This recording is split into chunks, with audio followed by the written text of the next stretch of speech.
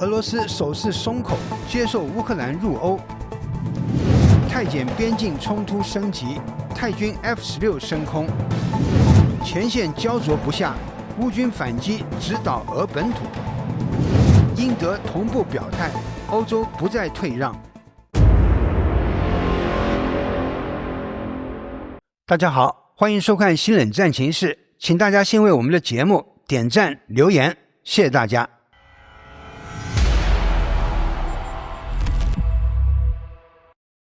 最新的俄乌局势正在出现一个非常关键的变化。12月15日，美国官员透露，俄罗斯已经明确表示对乌克兰加入欧盟持开放态度。这个问题过去一直是俄乌和平谈判中最难松动的一条红线。如今莫斯科松口，被外界视为一次重要让步，也让持续将近4年的战争第一次出现了真正意义上的谈判窗口。而这一表态并不是孤立发生的。过去2天，一轮高强度的外交行动正在柏林展开。美国特使史蒂夫·威特科夫以及川普的女婿、前白宫核心人物加里德·库什纳先后与乌克兰总统泽连斯基以及英国、法国、德国等欧洲国家官员密集会谈。周日的会议一谈就是5个小时，周一又进行了大约90分钟的关键磋商，节奏非常紧。会后，美方释放出一个重要信号，美国原则上同意向乌克兰提供安全保障，作为推动和平协议的一部分条件，但同时也强调，这样的提议不会无限期摆在桌面上，基辅必须尽快做出抉择。乌克兰方面随后回应积极，首席谈判代表乌梅洛夫在社交媒体上表示，会谈取得了真正的进展。而美国政府也通过威特科夫的账号同步发声，称谈判进展很大，但积极气氛背后真正的难题依然没有解决。当前最大的分歧仍然集中在乌克兰东部的顿涅茨克地区，该地区大部分目前被俄罗斯控制，但乌军在剩余区域死守不退。普京方面给出的条件非常明确，乌克兰必须从仍然控制的顿涅茨克地区撤军，这是达成和平的关键前提之一。对此，基辅至今无法接受。就在谈判推进的同时，泽连斯基仍在欧洲持续展开外交活动。周一与德国及其他欧洲领导人会面，法国总统马克龙当天也赶到柏林参与相关协调。德国总理默茨的发言人一句话点破关键：安全保障将最终决定这场战争是否真正结束，以及未来会不会再次爆发。克里姆林宫方面则保持谨慎态度。发言人佩斯科夫表示，美方预计会就柏林会谈向俄方通报情况。至于谈判是否能在圣诞节前结束，他直言很难预测具体时间表，但同时强调，普京对严肃的和平和严肃的决定是开放的，不过不会接受任何刻意拖延的做法。就在泽连斯基在柏林与美方展开关键谈判的同时，德国方面也直接亮出了新的牌。德国政府宣布了一项10点计划，明确表示要进一步深化对乌克兰的国防承诺，而且这次不只是口头支持，而是把合作落实到具体机制和项目上。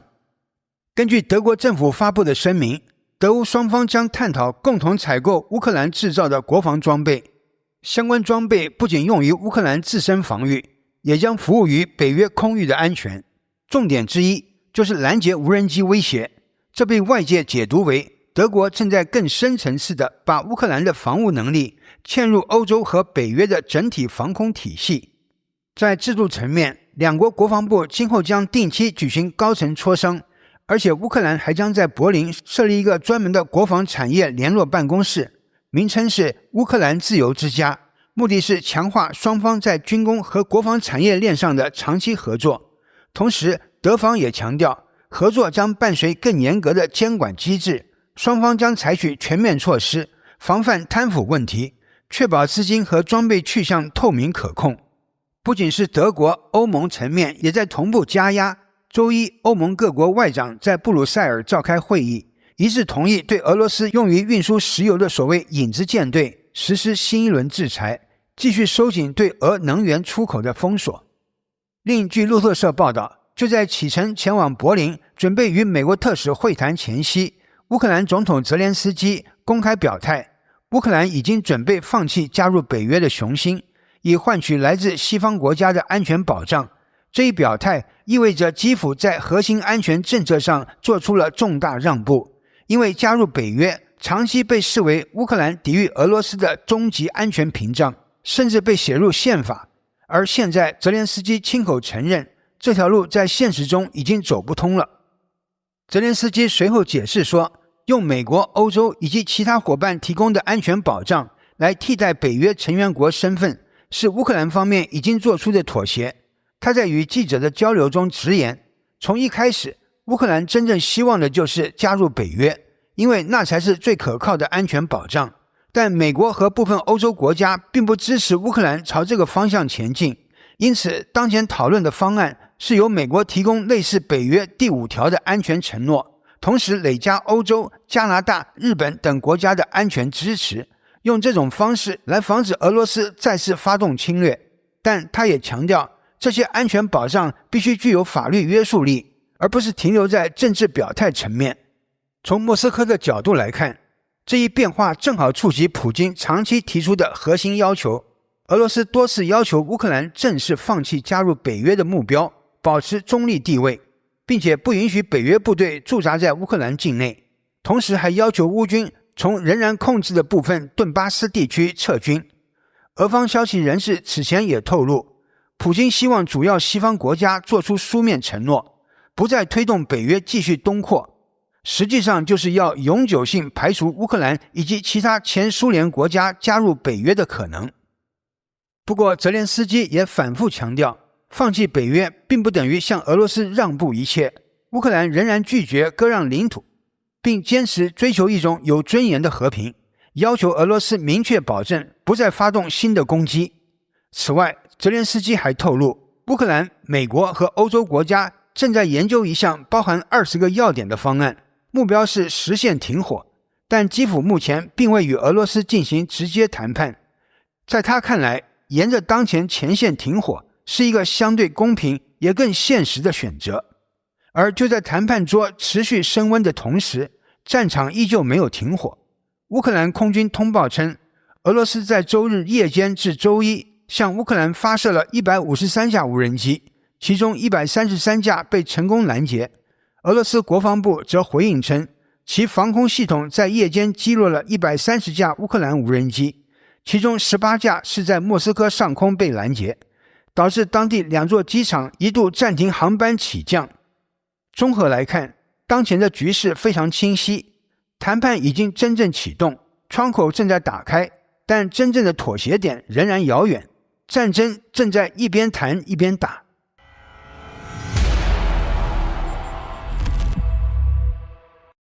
泰国和柬埔寨的边境紧张局势正在迅速升高，而且已经明确越过了以往的摩擦层级。12月15日当天，泰国军方连续展开多起海空军事行动，对柬埔寨境内多处军事设施实施精准打击，目标涵盖炮兵阵地、武器弹药库以及关键交通设施。外界普遍认为，这标志着冲突已经出现实质性升级。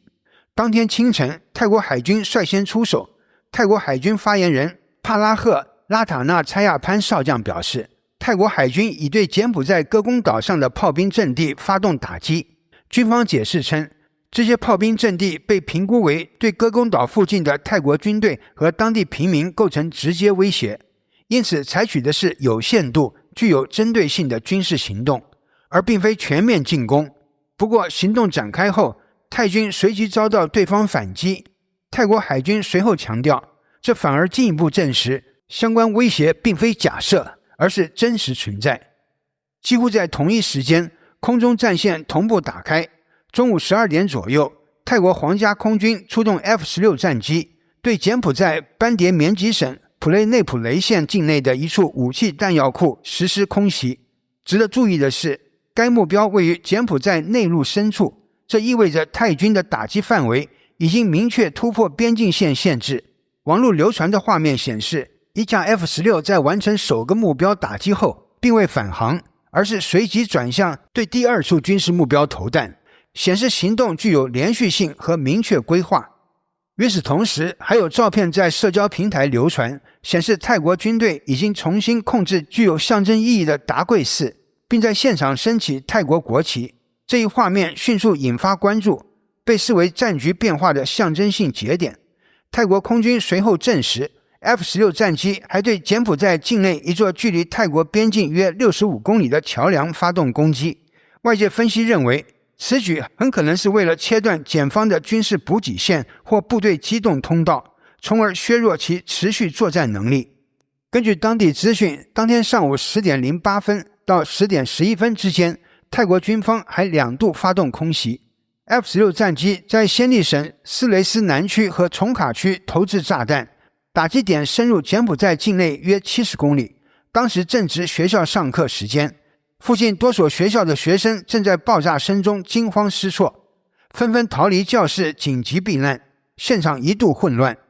在军事行动不断升级的同时，国际社会的反应却显得相对低调。不少网民注意到，在遭遇密集打击后，柬埔寨前总理洪森方面几乎没有获得明确的公开声援。无论是中国、美国还是韩国，均未做出清晰表态。就连柬埔寨国内具有象征意义的西哈努克家族也未公开发声，社交平台随之出现大量议论。有人质疑洪森当前的外交处境，有人认为局势已经被推到难以回头的阶段，也有人将矛头指向长期存在的灰色产业与地区矛盾，认为冲突并非一朝一夕形成。X 平台账号新27部队军事杂志披露，泰军在边境清理战场时缴获了一批被柬埔寨军队遗弃的装备，其中最引人注意的是中国制造的 GAM-102L2 反装甲导弹。这款导弹由中国保利科技生产，属于 GAM-10X 系列出口型反战车导弹，具备红外导引能力，射程可达6到10公里，理论破甲能力接近1米，性能并不低。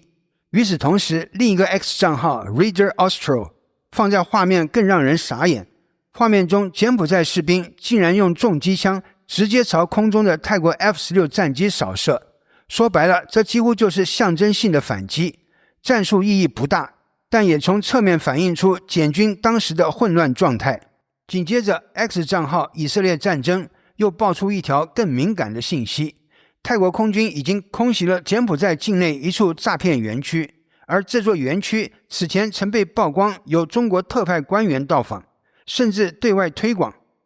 这次空袭被外界普遍解读为带有强烈警告意味。更讽刺的是，部分中文自媒体随后称，这类诈骗园区背后牵涉不少背景复杂的人物。空袭发生后，当地出现大批中国人连夜撤离的画面，网友干脆直说一句，这算不算为民除害？但真正让局势明显升温的还在后面。泰国方面公布的无人机影像显示，战场上疑似出现了第三国人员，协助柬埔寨军队操作光纤无人机与火箭系统，对泰国目标发动攻击。外界普遍猜测，这些人可能是来自中国的志愿人员。与此同时，战场上也被发现多款中国制造的火箭系统与防空装备同步出现。就在争议不断发酵的时候，以色列战争还注意到一个反常现象，中国媒体此时突然高调吹捧印度武器在柬埔寨战场上的表现，被不少观众人士质疑是在刻意转移视线，淡化外界对中国角色的关注。简单一句话，这场泰柬冲突表面看是边界军事对峙，但真正牵扯进来的力量恐怕远比现在看到的要复杂得多。另据外媒报道，在泰柬冲突持续升温的背景下，马来西亚外交部对外证实，原定本周二举行的东盟外长特别会议，应泰国方面要求，已经推迟到12月22日。原本这场会议的目的就是促成泰柬双方高级外交官直接坐下来谈，但现在连谈判窗口都被迫延后。要注意的是，泰柬之间的边界争议并不是新问题，可这一次冲突的规模和烈度明显不同以往。战线不仅出现在靠近辽国边境的森林内陆地带，还一路延伸到沿海省份，几乎横贯整个边境。根据泰柬两国政府公布的数据，冲突持续8天，已经造成至少38人死亡，超过50万平民被迫逃离家园。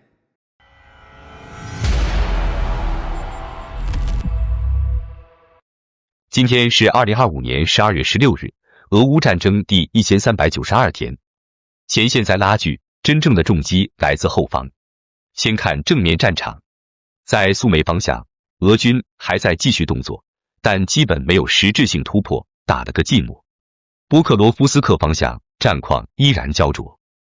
俄军向北推进，在肉类加工厂附近占据了一些阵地，乌军马上反击，双方拉扯得很凶。北边的米尔诺赫拉德局势依然非常吃紧。更讽刺的是，在波克罗夫斯克外围，俄军现在的推进方式已经完全去装甲化了，徒步的、骑摩托的，甚至骑马的都有，几乎进入全面摩托化作战。到底是谁被去军事化？画面已经很说明问题了。扎波罗热方向，俄军继续向胡利亚波列发起进攻，但并没有拿下明确战果。西部方向取得了一点点推进，但代价不小，这里依然是俄军当前的主攻轴线。接下来是变化最大的方向之一，在库皮扬斯克，乌军成功收复城区，对俄军造成重创，目前仍在清剿市内残余俄军。俄军试图重新集结兵力反攻库皮扬斯克，但进展非常有限，整体处境相当被动。科斯蒂安蒂尼夫卡方向，俄军在科斯蒂安蒂尼夫卡德鲁日基夫卡战术区取得了一定进展，但规模有限，还谈不上突破。至于哈尔科夫、斯拉维扬斯克、莱曼、博罗瓦、西维尔斯克、辛巴甫洛夫卡等多个方向，俄军仍在进攻，但基本都被顶住，没有实质推进。乌军第414无人机旅公布的画面也很直观，俄军在推进过程中损失相当大，很多士兵的最后时刻被完整记录下来，消耗速度非常快。而真正让俄方压力陡增的，其实不在前线，而是在二线与纵深。过去24小时，乌克兰对俄本土的打击可以说相当亮眼。12月15日，在俄罗斯新罗西斯克港，乌克兰安全局首次动用海宝贝水下无人艇，成功攻击俄黑海舰队一艘 636.3 型华沙之歌级潜艇。爆炸导致潜艇遭到严重损毁，实际上已经报废。这艘潜艇原本搭载4座口径巡航导弹发射器，专门用来打击乌克兰本土。简单算一笔账，一艘华沙之歌造价大约4亿美元，在制裁环境下，实际成本接近5亿美元。而乌克兰这次用的无人艇成本只有25到50万美元，性价比已经不需要多解释了。同一天，乌军远程无人机1周内第3次袭击俄罗斯里海的石油钻井平台，这次目标是科尔夏金凝稀油气田平台，关键设备受损，能源供应再受打击。乌总参谋部还通报，12月15日夜间，成功命中俄方重要战略设施阿斯特拉罕天然气加工厂。这是一家年产350万吨硫磺的关键企业，直接服务俄军工体系，用于制造炸药。袭击引发大火，具体损失还在评估，但影响不会小。最后一击发生在凌晨，乌军远程无人机在俄占克里米亚摧毁了一列拖挂100个油罐的超长牵引车，这批燃料原本是供应俄军南线战场的，现在直接化为一团火。所以总结一句话，前线是消耗战，后方是拆体系。俄军在战线上的推进越来越吃力，而乌克兰正在一点点掐断支撑战争运转的关键节点。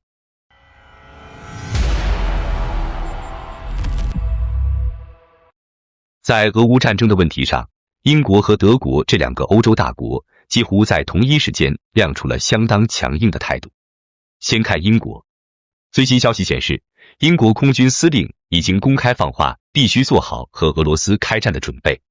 路透社12月16日报道，英国空军参谋长理查德·奈顿上将表示，伦敦必须为可能与俄罗斯发生直接冲突做好准备。他甚至形容现在的国际局势是他整个军人生涯中经历过的最危险时刻。这句话背后的含义很清楚，在英国看来，俄乌战争已经不再只是局部冲突，而是存在向整个欧洲蔓延的现实风险。奈顿还特别强调，仅仅增加军费、强化武装力量是远远不够的，英国还需要进行全国层级的应对准备，包括社会动员、公共体系配合，换句话说，是按大战级别来思考问题。几乎在同一时间，德国也给出了明确态度。德国总理梅尔茨宣布，柏林将在2026年前向乌克兰提供超过110亿欧元的新增援助。如果回头看数据，自2022年俄乌战争爆发以来，德国已经向乌克兰提供了约400亿欧元的军事援助，另外还有360亿欧元的民用支持。这一次，梅尔茨还特别点名，将再追加1.7亿欧元，专门用于保护乌克兰的能源基础设施，显然是为应对俄军持续打击电力系统做准备。而此时此刻，泽连斯基和美国代表团都在柏林。欧洲方面正试图在谈判节奏上顶住来自白宫的压力，不愿轻易在关键问题上让步。此前，泽连斯基已经在加入北约的时间问题上释放过一定弹性，但他的前提非常明确，美国必须提供类似北约第5条的安全保障。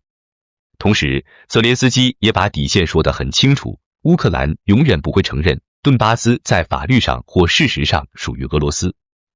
而恰恰就是顿巴斯问题构成了当前和谈中最核心也最尖锐的焦点。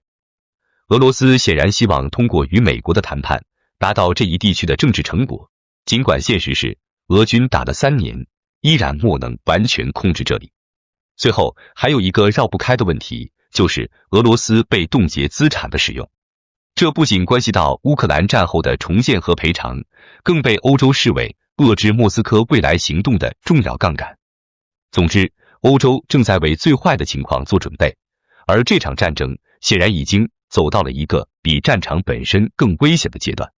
好的，感谢您一口气看到最后了，这是对我们最大的鼓励和支持。要看最全面、最及时准确的战场热点报道更新，就请每日锁定新冷战情势。如果您喜欢我们的节目，也请您点赞、留言、订阅，把视频分享出去，让更多的人看到这个节目。想要赞助我们的朋友，可以打开超级感谢打赏赞助，帮助我们能持续做出更多好节目。谢谢大家。